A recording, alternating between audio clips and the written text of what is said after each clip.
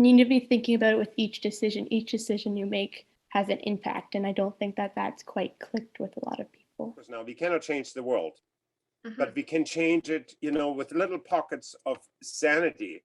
Farming can be different. It can be connected. It can embody a holistic perspective, and it can be shaped by values of reciprocity and gratitude. Is it really as dire as Michael is suggesting? It's actually worse. How better to build the relationships than with food. And I still remain hopeful that if we have enough of us doing this, there will eventually be a critical mass.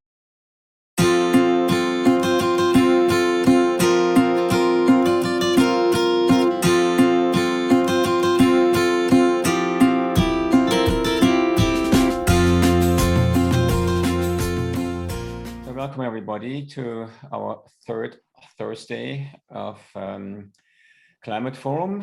We're all online, but most of us, if not all of us, are on the traditional land of the Saugeen Ojibwe Nation. And I'd just like to point out that we're very grateful for our Indigenous neighbors here for being amazing stewards of the land and taking care of the land. Yeah, well, thanks very much, Lee. So Lee and I, we facilitate these meetings, and Lee comes from Grey Bruce Sustainability Network, and I'm Climate Action Team Owen Sound. So welcome everybody. So the idea is to come together and talk about issues around climate action, climate change, and engage in solution-focused conversations and discussions, and to learn together from the wealth of experience that is in the room, even in the virtual room. I guess everybody on the panel will talk about their particularly perspectives on culture, agriculture, and climate. There's no real reason why we have a certain order here, but what about if we start with you, Kristine? And talk about your market garden, Persephone, all the different things you do. And if you need to run for your children, that's okay as well. Okay. Thank you. Thank you very much. I have them outside. You're welcome. I have them outside with numerous adults around a campfire, so hopefully that will keep them entertained. I will try to share my screen. Yes, I farm with my husband, Torsten Arnold, and our kids, Oscar, Marilla, and Frida, on 100 acres between Owen Sound and Sauble Beach. We've been farming here for more than 10 years now, and the market garden itself is just 1.5 acres. So it's a very small space that we use very intentionally and intensively. And we're trying to do regeneration. So linking my farming and climate action, can ask a question or answer the question, why farming is my climate action? Because farming and why I chose to farm is really related to my concerns about climate change. So my impression is that farming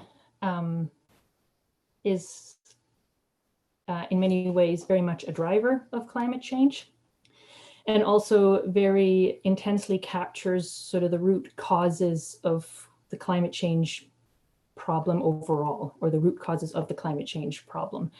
In that at this point, our farming and our society in other sectors is extremely disconnected in many ways. We very much have a reductionist mindset. We don't even realize anymore, I think often, that there could be a different way of seeing the world. And we are incredibly extractive. We take things, we don't give back. And so our farming does that intensely. It's disconnected from its ecological context. Food chains are spread out through the entire world, and where food comes from is often very far away from where the people actually eat it. It's built on a utterly reductionist science. So we look at individual parts of a system and not the relationships and the interactions that happen from a whole. And we would basically extract. So we take stuff from soil and from ecosystems and we don't give back. And for me, fundamentally, those are the root causes of climate change, not just in farming, but in all our other sectors as well. But at the same time, farming, I think more than pretty well any other human endeavor, any other human industry, I don't like using the word industry when talking about farming, but farming can be different. It can be connected. It can embody a holistic perspective, and it can be shaped by values of reciprocity and gratitude. And so for me, farming is a place where both the problems are intense, but also it is the most obvious place for solutions in a different way. Plus, being a farmer, I get to be outside. And while there's some days in summer when it's 35 degrees that's not so much fun, days like today are such a gift to be outside. And we also get to eat well. So I farm because that is the most meaningful thing I can think of to do about climate change. And over the past 10 years, as I've been farming and learning myself, and there's also been, I think, really a revolution in terms of what's happening in agriculture overall, in trying to move towards a regenerative agriculture. So an agriculture that creates conditions for life instead of destroying the conditions for life. More and more, I think two core aspects of that is that for agriculture to be regenerative, to heal, it needs to be guided by principles and not focused on particular practices. And it needs to respond and be in conversation with its context. And so in terms of context, it really matters. And I think very much today in our society and in agriculture, we have a gross disregard for our contexts, both ecological and cultural. And we seem to think that you can just apply the same industrial model wherever you go. But what works well in a landscape like the sort of prairie landscape on the one side might not work at all in the more tropical landscape with forest on the right side. So context really does matter, and it demands that people who are taking care of the land pay incredible attention to their context and don't get so focused on where they want to go and what they want to do that they don't listen and watch the land and see it as their primary teacher. So context matters. And principles, we need to be guided by principles, not by practices. And this is sort of a really intense conversation right now in agriculture about this idea of regenerative agriculture, and people are talking a lot about regenerative practices. Oh, like what practice, what tool should we use so that we're regenerative? And I think that's fundamentally a flawed approach, because you need to have principles and then apply them to their particular context. And a tool used in one context can be regenerative. Used in another context, it can be a disaster. If you focus on the tool, you're not thinking about the why you're doing something and how you're doing something. And the principles bring you back to the why and the how. And so 5 principles of regenerative agriculture, this is actually, they are gathered together like this by a farmer in the Dakotas, Gabe Brown, and he farms on 5,000 acres. And I farm on 1.5 acres, but the principles are actually the same. So we need to minimize the disturbance to the soil, whether that's through physical disturbance like a plow or any kind of chemical disturbance, whether fertilizer or pesticide, minimize that as much as possible. Living roots have to be in the soil as much of the time as possible, because that's fundamentally what feeds the soil. Soil in nature is generally not bare unless it's in a desert, and that's not natural most of the time. There's always something on the soil protecting it. And so in our agriculture, we need to do that too. Bare soil is bad. We need to cover it. We also need to integrate animals and increase the diversity overall. And so these are the principles that are guiding my farming. And so in my case, this is what those principles in action look like. So we aren't tilling anymore. We're covering the soil So you can see some straw mulch down the middle there between the red cabbage and the peppers, where if we don't have a plant growing on it, things are usually mulched. We try to have living roots in the soil as much as possible. So from early in the spring until the snow flies, we try to have living plants in the soil growing. And a diversity, we don't just grow one huge area of one thing and then are surprised when we have pest problems. So instead, we mix things up a lot, including even on the bed. So yeah, we have cabbages beside peppers, beside other cabbages that have leek grown in them. And in the background, there's asparagus and sunflowers and rye. So just trying to bring in lots of diversity. And in our case, animal integration means that we have sheep and incorporate their compost into our practices in the garden. It can look completely different for Gabe Brown out in the Dakotas. He has 5,000 acres. It looks quite different, but we're using the same principles, and we're both responding to our context. So thinking about, what does my land need? What do the creatures in the soil here need? And then trying to meet those needs. And so the shift in agriculture, or in our understanding of soil, has been quite fundamental in the last 20 years. When I went to university, we were still told that soil is created through decomposition. So stuff dies and then it rots, and eventually you get some soil out of that. But the understanding now suggests that that's actually not how most of our soil is created. What happens is that plants fix carbohydrates in photosynthesis, and then they pump that sugar out through their roots into the soil, either directly into fungi because they're connected on a cellular level very often, or into the space just around their roots. And that's where they feed the microorganisms in the soil. And it's those microorganisms that actually give the plants the minerals and water they need to be able to do more photosynthesis. And then, so they're pumping all this carbon sugar down into the soil, and the microorganisms use that to build their bodies, especially the fungi. And then when the fungi shed their roots, that's actually how we're creating soil. And so I think this is a huge revolution in our understanding, because what we're seeing now is that soil is actually created through collaboration, through cooperation between different species, and they're working together and both benefit from that. And that's how we create soil. And so much of our cultural dialogue is about competition, and that nature is driven primarily by competition, and that evolution is driven by competition. And really this understanding of soil, and it's coming out in lots of other places in ecology too, is that, well, there might be competition in nature, yes. There's actually far more collaboration. And so we need to, I think, start telling ourselves a different story about life. And it's not about competition, it's about collaboration and working together, and discovering that practically on my farm, and seeing how much better the crops grow when I start shifting my thinking to that is incredibly powerful and a great source of hope, because it shows that life at its heart is creative and collaborative.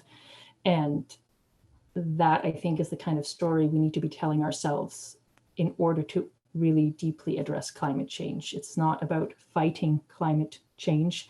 It's about reinserting ourselves into the web of life and finding a place where we're actually living in a reciprocal way.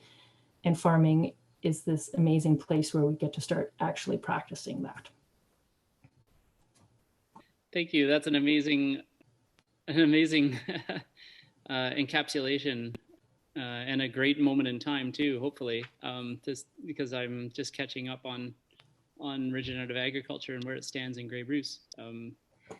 So the context is probably not just the soil and the species on it and in it and within it and around it, but context is also the other species. It's we as people, as humans, created context, have a context, created context over many thousands of years. And I'm not sure how that fits into this context that you talked about. or how it would fit in. I mean, Exactly that it's not just the soil, it is also the climate, the local topography, the ecosystem, and also the human society and cultures and traditions around it, because that shapes what you can do practically in the field then, and also how those two converse with each other. Yeah, like being in Grey Bruce is different than being close to an urban center like Toronto. It Yeah, creates different absolutely. conditions. Yeah. Michael Schmidt, we have met in 1985, just after I arrived from Germany.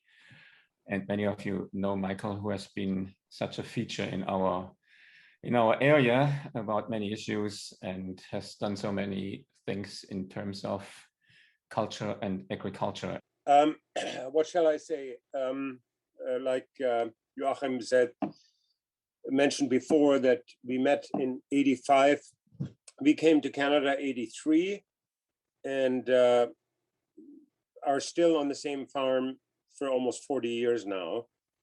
And the farm certainly went through a lot of changes over the years. And I think what I want to mention is that the changes were mostly actually the way how the surrounding has been farmed. When we arrived here on Concession 2 in Glen Elk Township, just outside of Durham, there were basically the whole concession was consisted with 100-acre farms, 200-acre farms, and most of them were the so-called century farms. That means that the people were still there, the family was still there who originally came as settlers into this area. And that that has drastically changed. Basically, there's almost everybody is gone now, and the land is owned by people who don't live here, who come here from about 100 kilometers away or 50 kilometers away. They take all this stuff, they take out the hedges, tear down the barns, and just basically mine the land. So that is a complete difference to cultivating the land. So they're mining the lands, take everything out here, don't buy even anything, you know, when we talk about input, don't buy even the input in this area. And that has put us in a position which is in a way unique, because we are sort of a little island in the area, surrounded by these, how shall I say, that industrial conceptual farms which have evolved. And what fascinates me is that when we came to this area, I thought it's a pretty safe area where we are not bombarded with this chemical agriculture. But I totally underestimated the development of technology and how technology took over, where they now can farm thousands of acres. There's a farmer around here who has, I think they're farming about 40,000 acres. And that goes from the Arthur area right up to northern Ontario, all the same guy. And that kind of, I could say, put you in the position that you think, oh my God, you know, are we actually strong enough to save this planet when you really think about it? Yeah. And the optimism we started with years ago in regards to, you know, that hopefully it will catch on, what we're doing, did not actually materialize. The pressure from conventional agriculture is huge, and the how shall I say that, the ability of young people to actually get into farming is almost impossible because of the land prices which exploded beyond imagination, and it's all speculation. And the reason I'm talking about that is because the fundamental concept of Glencolton Farms is that we, right from day one, we did not want to own the land. We came already with a concept from Europe that farms should not, the land should not be owned. It should be always a stewardship relationship with the land, and that we shouldn't be entitled to own land, because that leads to exactly what we are talking about, that people say, well, it's my land, I can do whatever I want to do. But when you look at the question of what is the responsibility of agriculture, or the responsibility of the individual farmers, and then you start to understand, when you, let's go back 30, 40 years, and we still look at that today when we drive through the lands, through the countryside. The reason the countryside looks always good, or most of the time good, is because it's cultivated. And when you look, especially when you go south of Durham or north around Williamsford, and you see the Mennonites and the Amish, how tidy and how well kept these farms are, then you can see what it actually means to cultivate the land, and so that the rest of society can actually benefit from it, or is benefiting from it. In Europe, there have been, discussions that farmers actually should be paid for the stewardship of the land, because they keep the land cultivated for the rest of society. So just as a concept. And so with Glencolton Farms, I mean, we went through many different stages of trying to figure out, what to do. How do we connect with people in regards to the food we grow? We never had the intention to market into the mainstream. At the beginning, for sure, we thought we could, but that was very quickly we realized that's not the way to go. If you want to truly connect, with and I hate to say that, with the consumers. And out of this realization then came the concept of to develop farm share, which actually gives you the ownership into the farm cooperative. So Glencolton is a farm cooperative, which falls under the Ontario Cooperative Act, where you can own shares in it, but only those who actually work the farm have the ability to make decisions in regard to how the farm is run. Yeah. And a lot of you probably know that our whole struggle with the milk, in regards to that people have access to milk. So we developed also this cow share program, which then went through the courts. We won, we lost, and basically lost everything on the way. But there was also a concept which we had invented already in Germany in the early 80s, but not for trying to work around the law, but because of the intention that people need to connect with their food, need to connect directly with the farm.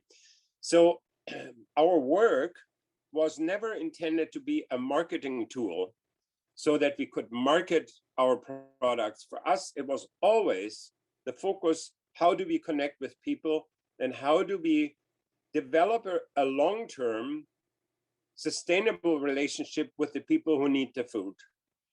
And when you look now where we at in regard to the whole political situation, and where the struggle, where we don't know if people can get their food realistically because of restrictions through regulations, then suddenly this direct connection with a farm becomes very crucial, becomes actually a survival issue. And to spin that even further, was also another aspect which I always felt, in order to complete that picture, the cultural aspect, is that we tried then really hard over the last 25 years, actually almost 35 years, that people have an experience, a cultural experience through the symphony in the barn and through the concert here. And you will be surprised how many people, when they come to the farm and experience the music and experience a living farm, it's not a fake farm in the sense that you try to create something as a tourist or tourist attraction, how it triggers memories in people and say, oh yeah, I do remember that from my grandparents, how the barn smells, how the cow smells, and so on. So that is the cultural aspect. And the third important aspect is that we started negotiating and working with the hereditary council from basically all the Ontario Indigenous groups, how we can return the land to them. And so to be clear about that, the hereditary council is a spiritual council of the band. It's not the band itself, okay? They are the keeper of the original spirituality of the native tribes. And we had an intensive meeting together where we discussed how we can return basically the land to those where it was taken from. It doesn't mean that our relationship has to change in regard to the land, but I think that the problems we are right now facing, and when we talk about local food, the problems we're really facing is that every individual who has a farm nowadays will be confronted with the question, what do I do when I get older? Yeah, what do I do? Well, I need to retire. And then what happens? The farm gets sold, and the farm gets usually sold to conventional farmers. And all the work which was done in the last 30, 40 years is gone. Yeah. And there's nothing we can do. So how do we develop a sustainable approach to the land, which has a long-term solution and not a short-term? Be doing good now, and then we retire, and then it's done. And I have seen a lot of farms going simply back to the conventional agriculture because people get older and they need retirement money and so on. But for us also was the question, how do young people have a chance to actually get start farming when they have to come up with about $1 million nowadays, probably $1 million in order to have a 100-acre farm? And that is my biggest concern. My concern is not really the local food. I mean, we have our market, that we have people connected with our people, but our concern is not the marketing, but our concern is really the question, how do we preserve and evolve into a sustainable long-term solution for the land? Now, I probably said too much, but if you have any questions, you're welcome. Hey, thanks, Michael. Oh, questions. Oh my. I mean, you really touched on. It's actually interesting that you followed Kristine, because you touch on those contexts, right? The context of your farm, physically, like the locality, but also the context, particularly of our society around it. I mean, the question is always for us, what can we do even to make small steps? I mean, that's the thing, right? The problems of this world are, when we look at them all, seems overwhelming. And sometimes it might help to look at very small steps. And I think one thing I know about you and your farm, I mean, so one thing is, for instance, the symphony in the barn. So you have people coming in from all over the place, and musicians and non-musicians, and see a working farm and smell it, go through all the senses and they see it. But you also have people from all over the place working on the farm, young people who then take this knowledge also with them. But still, I mean, it's a big wave that you talk about, and so you make small contributions. And I mean, I admire your work. I don't really have a good question for you. The question would be basically, how can we turn things around when things are so difficult? And also what you talk about, I mean, agriculture, it seems to be the same issue that we have with so many other things, right? So agriculture, from your perspective, it's like a symptom of bigger problems. Would anyone like to? Would anyone like to unmute? Yeah, would anyone like to unmute to ask a question for Michael? I sort of have a question, Kristine, here, and that's maybe more a point to connect with Michael. Torsten is connecting with a group in Germany that is trying to get agricultural land basically out of the speculative market. They've done it with rental housing, and they're trying to apply a similar model to agriculture in terms of, and I think it would be worthwhile for you to connect about that, Michael. Yeah, would be great. There's also another question in the chat. It says, "Are you?" Oh, sorry, Kristine, go ahead. That's fine. That's good. So the other question in the chat is, Michael, are your kids interested in continuing to farm, and will they take over what you've started? Well, the interesting thing is that I have one son who originally wanted to continue that, and then he got married, and then he went into a different direction, and then so he went his own way now with a small place in Nova Scotia. I still have 2 reserve boys coming up, so I'm certainly hoping that some of them will. It looks promising, but at the same time, we also have two I would say younger people who train right now, who are actually 3. So we have Michael Jackson. His name is Michael Jackson. He's a good guy, really good guy. He's with us almost for 20 years, on and off. And so he's permanently here. And then we have a young guy who is coming in, totally committed to be part of the cooperative, and a 3rd one.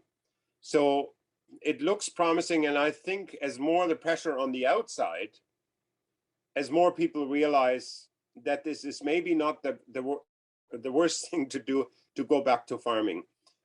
The one thing I also want to say is that we get phone calls, constant phone calls, people from Toronto, from Montreal, from out west, because of this this looming passport thing, vaccine passport, that they try to find a place where they can, because they lost their job. And I predict that in the early 90s, and I'd say, we need to watch that what's happening. There will be refugees coming from the big cities and flooding the farms, because the situation gets so dire in the cities, and we haven't seen yet at all what is coming towards us. So and I was for a long time trying to conceptually develop something where people actually can come to farms, with their input, working input, in order that they have a base for living, because they might lose it all in the big cities. So that is another wave, what we need to be aware of, which is very comparative how it was after the Second World War, that people were flooding to the farms because there was nothing to be had in the cities anymore. Very, very good point. And you have all these little huts and yurts on your farm already, so you're ready for the for the many. Okay, thanks, Michael. Very powerful perspective. perspectives. Let's move on. How about Simona? Do you want to go next and talk about your perspectives? And people and everybody can write comments into the chat. Good evening, everyone. It's great to be here and listen to the discussion on the local food and also other ways how where we are heading.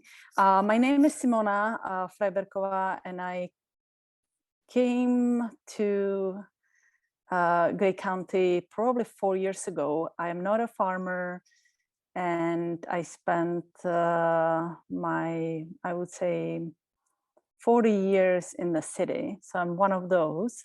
However, I got sick and tired of being in the city. So I moved to the countryside to change my life, and was sick and tired of sitting in the office.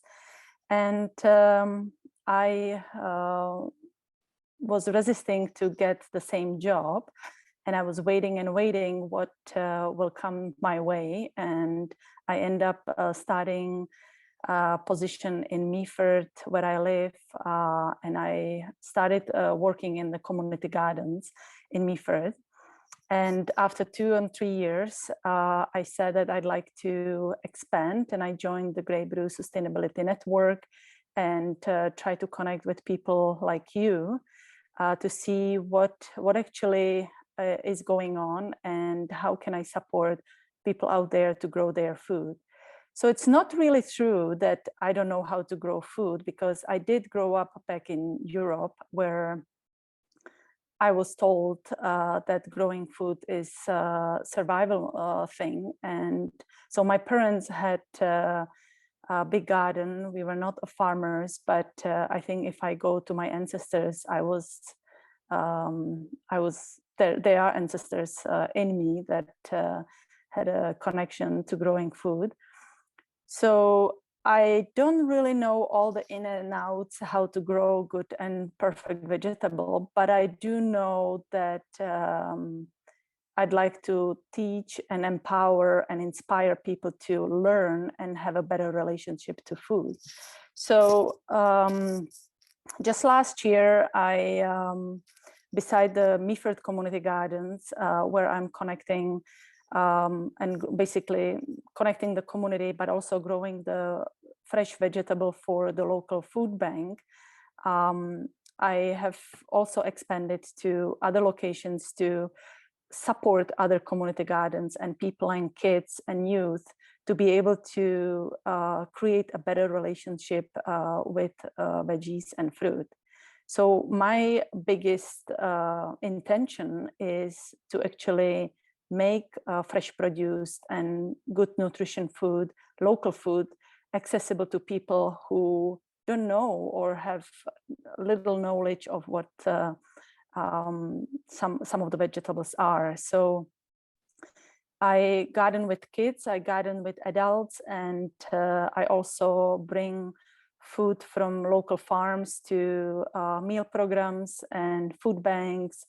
And I'm the connector. So if there are farmers out there, I'm trying to connect and promote local farmers and good food to people. So sometimes it's like teaching how some people how to read, because they only know potatoes and barely apples. So teaching them different kinds of vegetable and what's in the season, and be also able to glean food. So gleaning food is harvesting food from farmers, from landowners, that they have surplus of food, but they are unable to harvest it by themselves.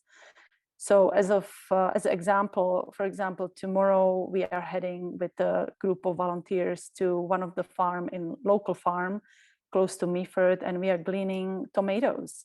And all these tomatoes goes, the way how the gleaning program works is that 1/3 goes to the landowner if they choose, 1/3 goes to the charity meal programs and food banks, and 1/3 goes to the pickers, which is the volunteers. So it's a win-win situation. And this is nothing novelty in MIFER. This program has been running for 7 years. I am basically just the person who is leading it now, but I feel that there is so much local food that hunger is not definitely in my dictionary right now, but there's a lot of produce that can be shared. And yeah, so that's basically what I do. I also run some workshops with kids in Durham, at the Riverstone, running workshops for kids. They were a number of campers. In Owen Sound, we have new garden, community gardens at the Alpha Street. It's a low income subsidies residential area where we just started community gardens and running workshops with the kids, the adults, building the community. And something what Kristine said, when kids come to the gardens, the first thing is there's no competition. I don't care about the relationship that they are bringing in or disputes. Everybody is inclusive. I welcome diversity and I work on collaborations. We are in the gardens, we don't argue, we don't fight, everybody shares everything and we respect the land and we share the surplus. So that's some of the principles that I learned from my permaculture studies in out west, and something that I'd like to promote. And moving from the individualism to community and sharing the food and be able to build the relationship between each other. And one of the things is how better to build the relationships than with food, because it's very common. How often do you eat at every day? Food is basically main connector, I would say. So yes, I think that's about me. Thank you for that introduction. Thanks, Simona. Yeah. There's a question in the chat from Mr. Lee Grigg. What can we all do to empower kids and increase food knowledge? I guess that is to you right now. Yeah, even Simona. The people who don't have kids, though if you have kids or not, what can we all do? Yeah, that is for all kids, right? The next generation, so to speak. Yeah, I found the best way is to make it fun. One of the workshops that I did was on vermicomposting, and yes, animals and biodiversity, and Kristine touched that as well, because community gardens cannot have animals because they are not people who would let the animals on daily basis to look after. I'm building a recycled bathtub where we put vermicomposting and we are feeding the worms and using the soil. So one of the workshop, I said, okay, if I feed the kids, I'm gonna feed the worms at the same time. So I fed the kids watermelon, and I brought just watermelon, cut it up. It was chilled and fresh. And then when the kids were done, and while I was talking the interesting ways to interact with the worms, we took a trip to the bathtub and I empowered the kids to go and feed the worms, and from the food that they left, which was the rind from the watermelon. And you know, the hands-on experience when the kids were able to see them and feed them and learn all the facts about them. And yes, some of them are discussed because they don't want to touch anything that's crawling on their hand, but most of them were super excited and they wanted to have them on the hands, and some of them are doing it at home already. So yeah, I think that let the kids explore and be the kids their own way, and if they are ready, they are ready, and if they are not, they probably won't learn. But one of the example in Meaford, accidentally I grew in one of the communal gardens white eggplant. And white eggplant can be very, very different. So first of all, do you know what eggplant is? And if you know how eggplant looks like, then the kids say, what kind of color is this eggplant? Is it like albino or something? So I think that growing something different every year and exploring with the kids is just another way to do that, and then cook it. Because if the kids will love to, all kids are hungry and all kids love to eat. So if you know a good recipe how to make a delicious food, then that's another best way to interact with the vegetables, for example. Yeah, thanks. So comments about worms, eh? They're sort of animals, aren't they? It's interesting that in all three presentations so far, relationships were an important one, right? We talk about relationships in general within the culture, and yours is particularly with children and young people. And Kristine and Michael talked about extractive agriculture, basically, which is all we extract something and then we put energy in our body, but we don't think about what it all means. There's no meaning attached, or very little meaning attached to food, except if it tastes good or not good. But there's no relationship to how we grow it, how it feels, how it smells, and that there's work involved. Yeah, so yeah, Kristine has talked about that everything is separate and so on. Okay, thanks very much, Simona. Simona in the flower field. Let's move on to Jeanine, who has a perspective from Eat Local, which is the topic of the evening. So Jeanine, please take it away. It's yours. Thank you for having me here tonight. It's a pleasure to be here. And for those of you who don't know me, I'm Jeanine Kralt. I'm the current executive director at Eat Local Grey Bruce. And I also helped to coordinate the garden club at the Sydney Fall Fair at East Ridge Community School in Owen Sound.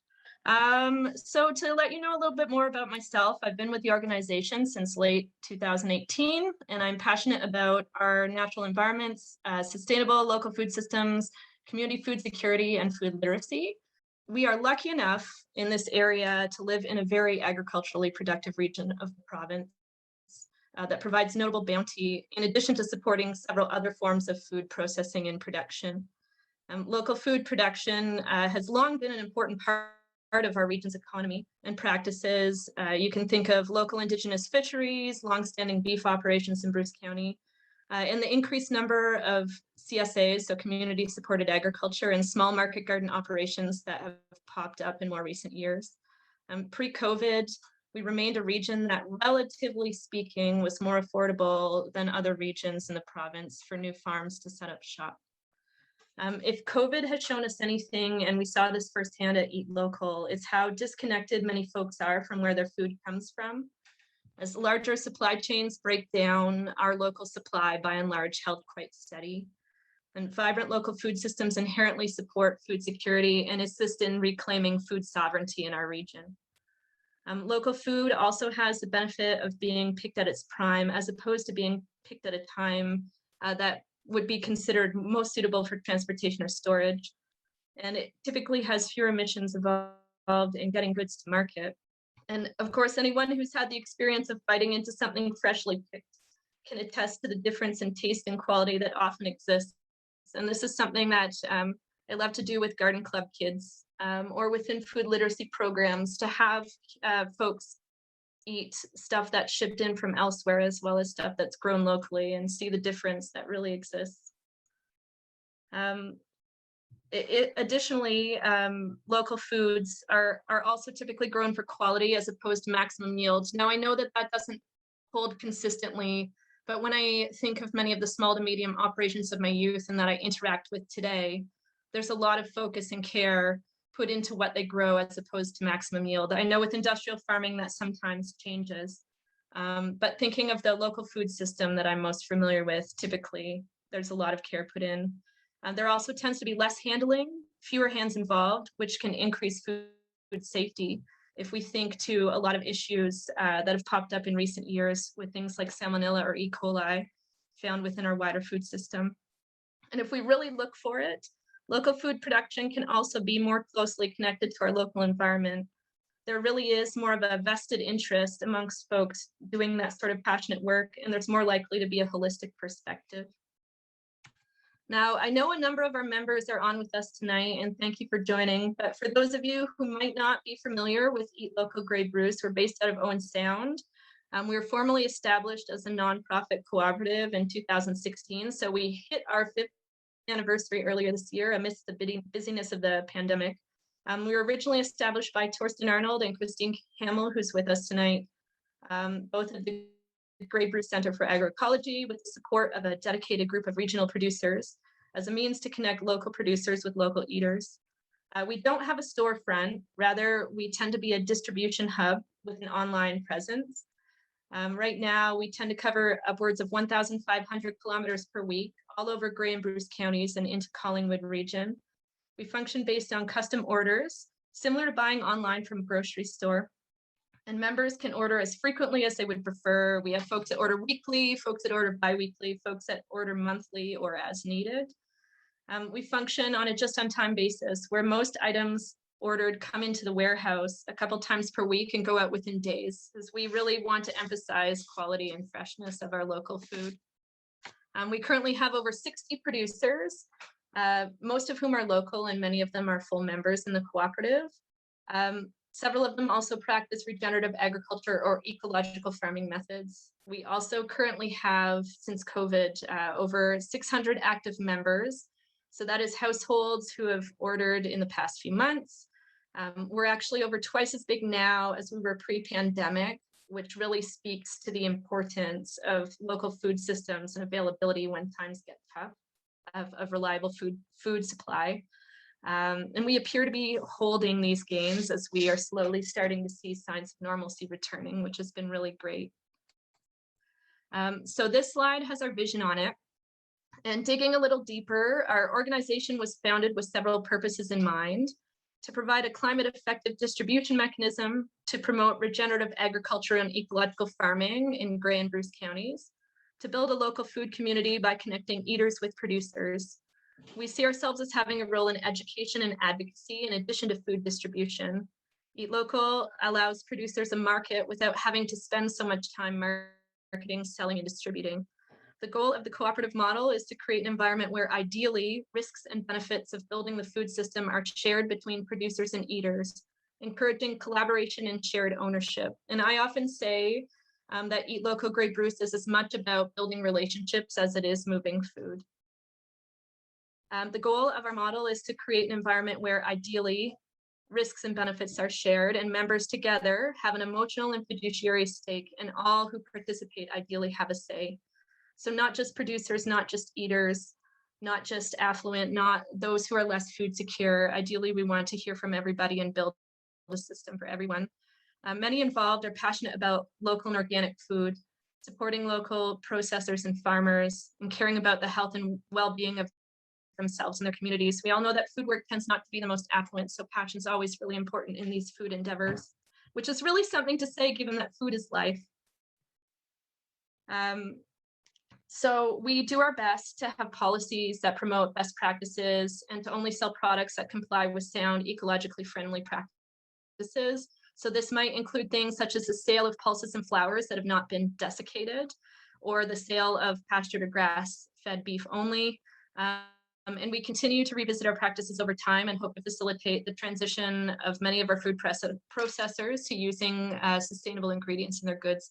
And we always welcome, if any of you have perspective or thoughts on how we can better support sustainable agricultural practices, please do reach out and let us know. And we're always willing to consider when we revisit our policies.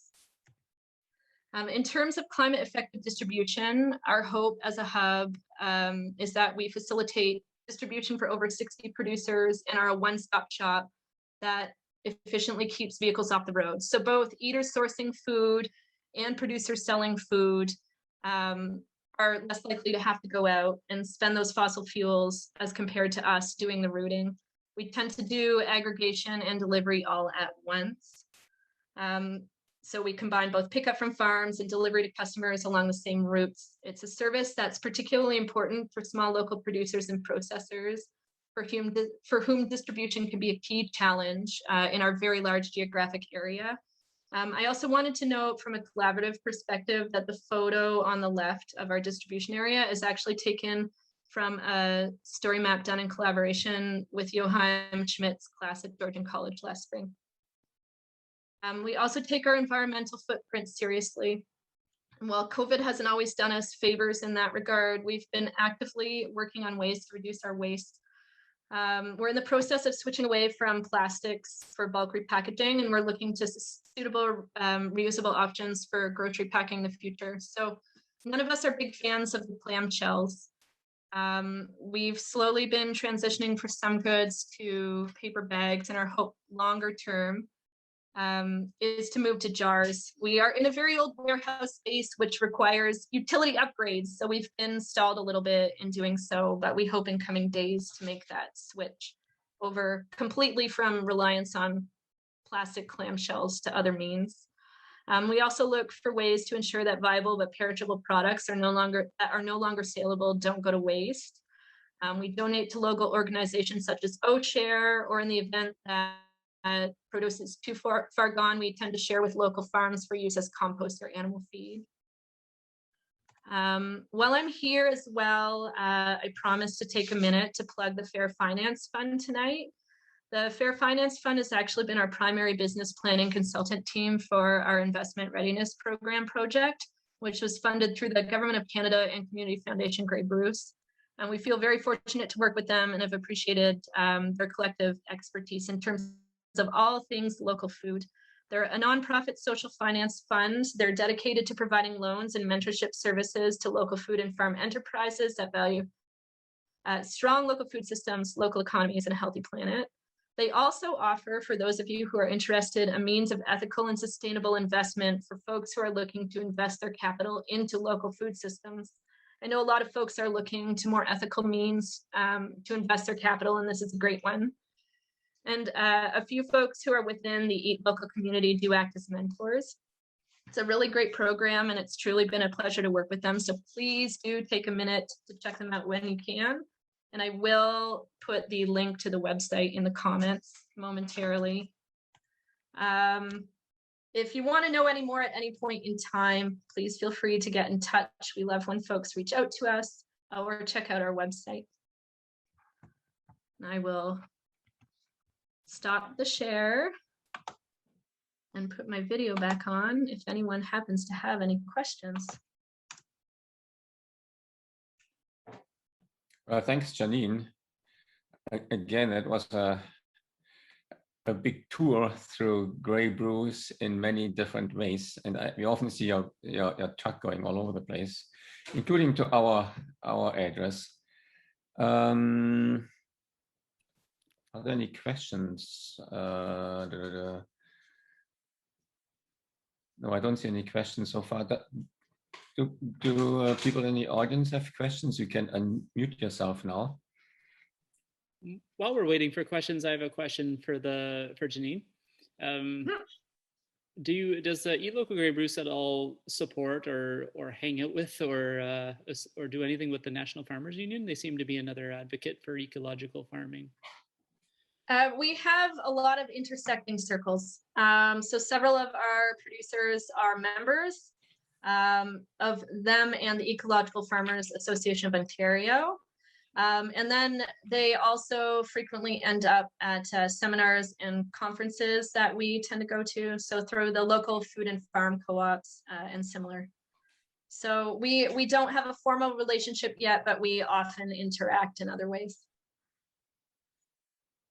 Relationship is the word that comes up a lot tonight, although it's not in the topic, but this is really so important in all aspects of our lives. So I'm just wondering, because I mean, Eat Local is kind of it's almost like one of the doorways to consumers, but also to farmers.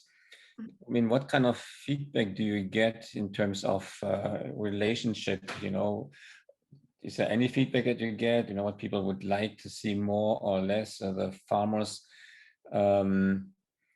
because I mean, the reality is we all are kind of separate from farming, the farming world and community and the farming culture. Even if you're interested in it, even if you say farming is really, really important, I feel very separate.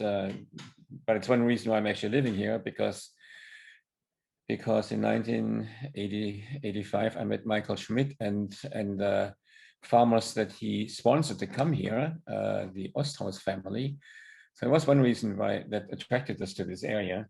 But for some reason we are kind of more stuck in urban own sound. So I'm just wondering if from your perspective, if you hear anything or see anything, how actually the relationship between farming and food production and the consumers, don't really like this word, but the eaters, and the municipalities and the communities, what's happening there? What do you see? So I really see us as a form of gateway, similar to CSA, so community supported agriculture, or what I try to do with the garden club or any of those sorts of things.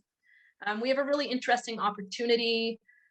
It's part of why we focus on offering good quality food, because you can kind of get in urban foodies, and then you can open the door a crack. And we see part of our role as pertaining to education and advocacy for the state of our local food system, for building food security, food sovereignty, for supporting the farmers in our lives. So we really do recognize the unique perspective we have and the unique opportunity we have to do a lot of bridging. We do find that we regularly get requests from our membership to see more about what goes on farms. We often try to encourage our producers, and Kristine is actually really great at this, but to regularly post, and then we try to share the posts about what it's like growing food, day in the life sort of stuff. So we're hopeful moving forward that we'll continue to open the door to that. And I think a silver lining of this pandemic has been that folks truly recognized how disconnected they are from where their food comes from.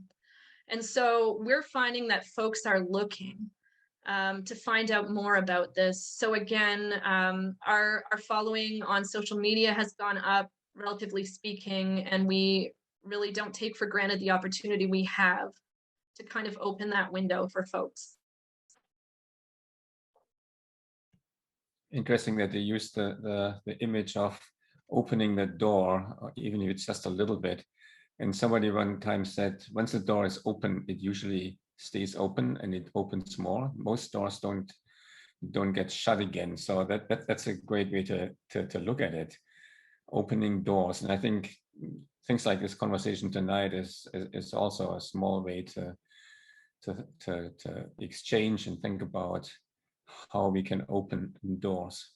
I just want to say that I'm really impressed by your presentation and your capacity and conviction. It's Thank you. really heartening to see that. Thank you.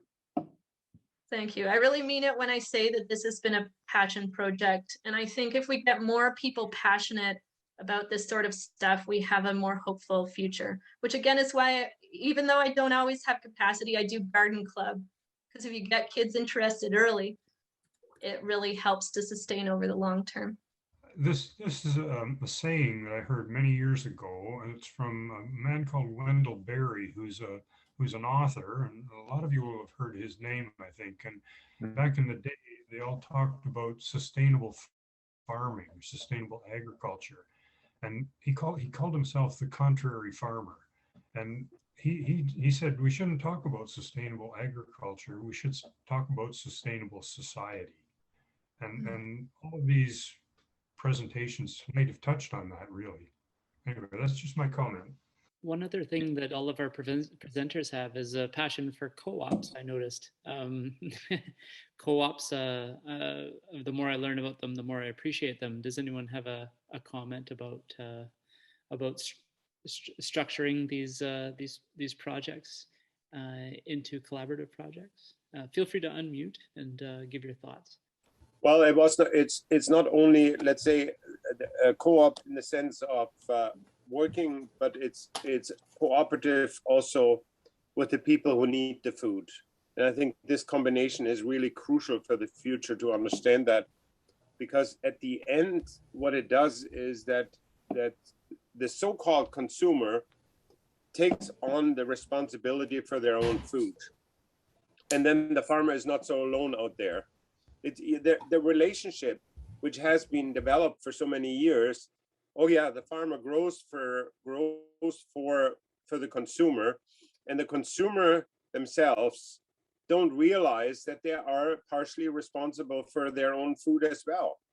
And that's why I think raising the awareness of that you are responsible for your own food.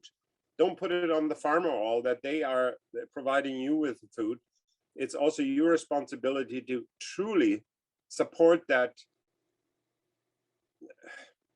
I don't want to start whining here, but the reality is that everybody who is farming and has been farming knows how much work it is. And I think it's worthwhile to really experience the gratitude of consumers when they truly understand what it means to grow a potato or grow carrots or milk a cow. Interesting. The word passion that was used a few times, which the origin of the word is suffer. And that passion comes out of a suffering. Yeah. It's a strange way of thinking in our Euro-centered culture, but there's something to that, right? That the passion for something, and at the same time there's a suffering about something else. So there's a passion for the topics we talk about today, because there's suffering about the issues that we have an unhealthy food system, an unhealthy society in many ways that leads to many symptoms that we talked about today. And there's also yearning for better relationships of everything, basically, which would change everything if we had better relationships.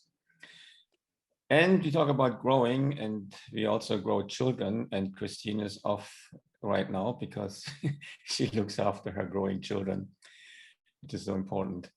I was disturbed by Michael's sort of numbers. And I've noticed that in I'm out in Chatsworth, that most farmers seem to be, double cropping. I'm not sure the right terminology, and not plowing, but farming in a regenerative. I think that's farming in a regenerative way. And is it really as dire as Michael is suggesting? It's actually worse. It's actually worse. We've lost, I think, a third of our agricultural soils in the last 40 years, or is it a 40% of our agricultural? Yeah, a third of agricultural land globally in the last 40 years has been destroyed through industrial agricultural practices. 1/3. We only have 2 more to go. What an answer. And we can hear the pain and the passion in your voice, Kristine. The pain about the loss. Yeah, actually, I was in a discussion group for a while. We talked about grief and grief about things that are lost through climate change and environmental destruction. So the question is always, what can we do? And Michael's contribution wasn't very hopeful in that respect. What can we do to change things around in agriculture, particularly in the big agriculture, which is called ag business or ag industry? You mentioned that what can we do? All of our speakers here are interested in the future and in some way caring so much about the future, they're trying to make a difference with youth or what have you. In one of our previous sessions as well, we tried to drill it into people's heads that they don't have to make these issues, or they don't have to add these issues to their priority list. So us, the advocates in the room, the people that want to make a difference, but don't have the tools or the levers to do so, we don't have to add priorities to our priority list, which is already cram and full. We just have to make links between climate and our existing priorities, like climate and our family, or climate and our food, or the existing priorities that we have, and make those ties. that's a very good point, and that kind of helps us to avoid the depression about these things. And some of us developed something that's called the climate wheel, which you would like to present sometimes on this forum, which talks about the different aspects of relationship. And not everybody is doing and can do big things, but we all can do small things. So Simona's thing, what you talked about with kids just touching the soil, because many kids never touch soil. Many people never touched it over generations. That's intergenerational kind of separation from the soil. And if you can do that, that's already a big step. And there are lots of schools now who have gardens, school gardens, which builds a relationship. Talk about the relationship again between kids, youth, adults with the soil. And that's encouraging. And it is true. With COVID, lots of people started having community gardens, but also having gardens in the backyard, rather than just growing grass and cutting it, and grow something different that might actually have some other meaningful purposes. Yeah, Simona. Yeah, I was gonna comment on the relationships and also the fact that I do see being with communities and people around me and seeing how people care what they put in their mouth. And coming from out west, I felt definitely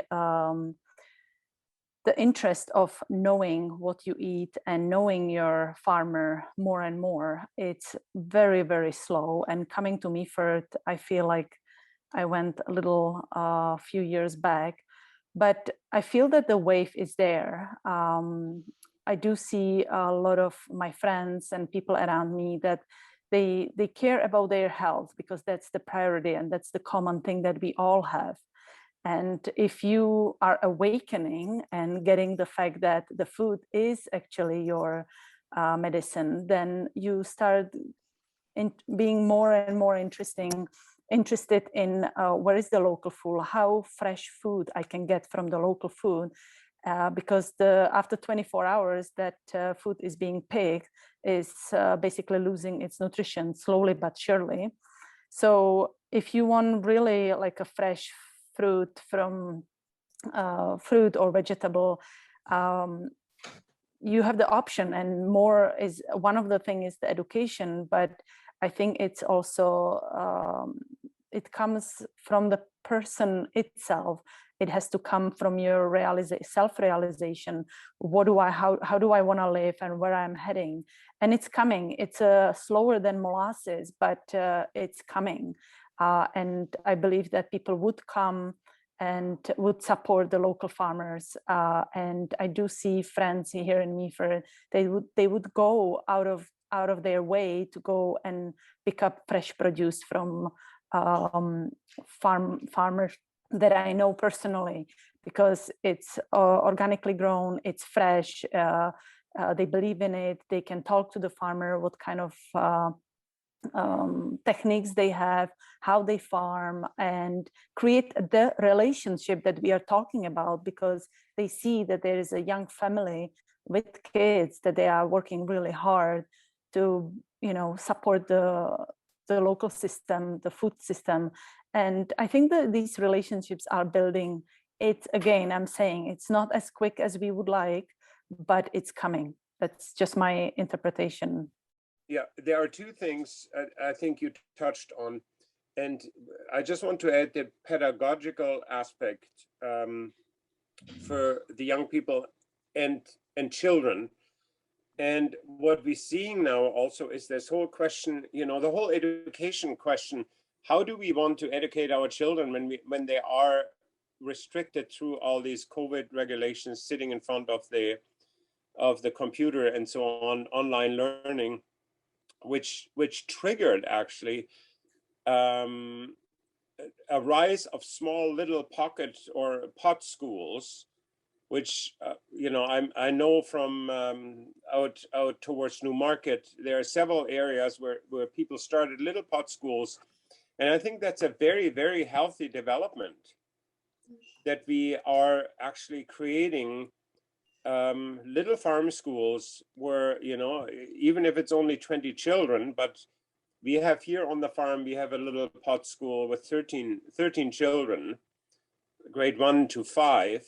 And pardon me when I say that, but that's also a cooperative parent model, because the parents didn't want that the kids get mass for 8 hours a day in the school.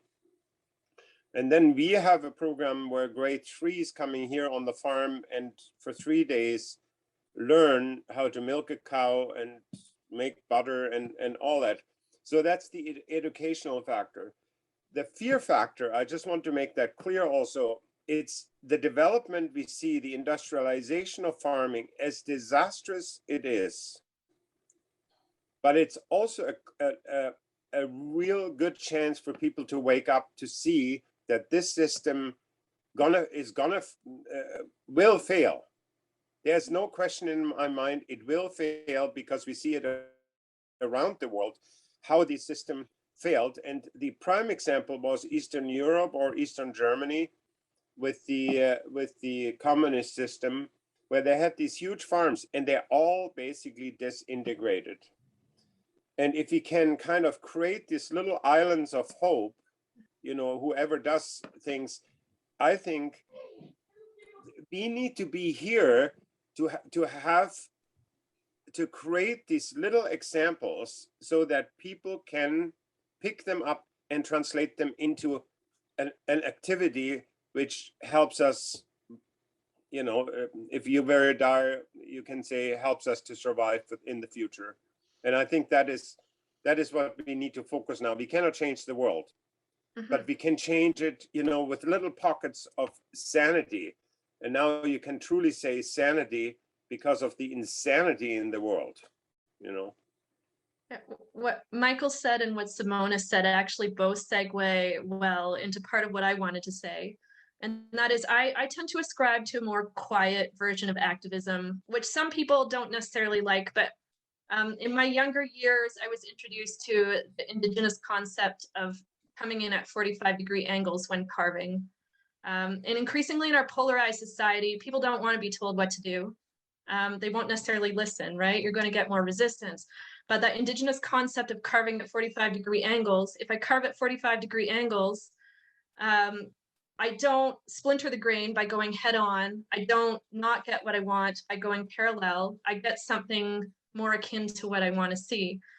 And so for me, quiet activism that I ascribe to is things like leading by example, by setting up islands of hope, by opening those doors to let people know that there are other options. And I still remain hopeful that if we have enough of us doing this, there will eventually be a critical mass, right? Folks look at folks doing things differently and go, wow, I can do that. Or they see people similar to themselves doing something and say, that's totally possible. It helps to facilitate. So I just wanted to add that in, the concept of quiet advocacy. It doesn't mean silent advocacy, but it hopefully over time creates more of a tidal wave. It's really great how the conversation has shifted from some doom to hope. And I think we talk about how we feed hope in our minds and in our chests, rather than just the despair. We have a choice to feed either of them. And I like those kernels of hope, which also are kernels of very practical things and practices that we do. I'm just wondering if there are just any more comments around those kernels of hope, if anybody has any suggestions around that.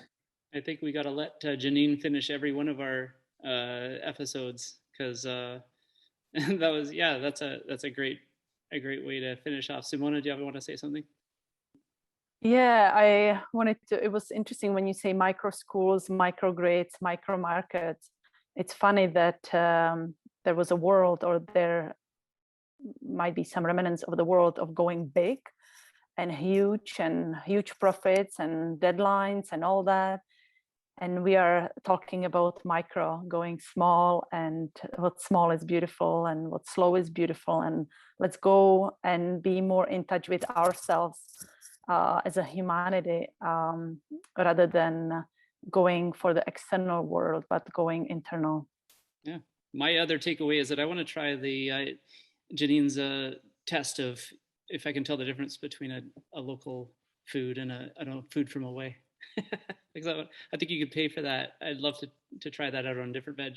Yeah, well, thanks everybody. It was a wonderful evening, and I think we all take some hope from here and some maybe different practices and also different relationships. I hope that we stay connected, and also the presenters, that we all can stay connected and discuss these things more.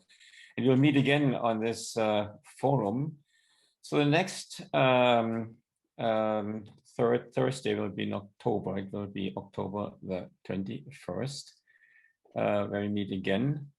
And I don't have the topic right now. Lee, what's the topic on that one? Well, since we'll have fresh results from elections, we thought we'd maybe talk about the just transition movement. So whether or not we're moving towards a just transition for all. But in 2 months, we'll be coming back to trying to do a paradigm shift.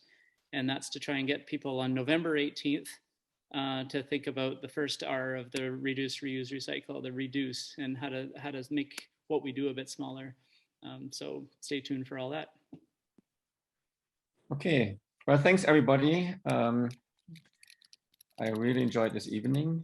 It was a real pleasure to be spent 90 minutes with you and see you the first time or again.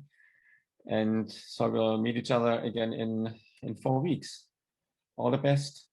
Good night. Good night.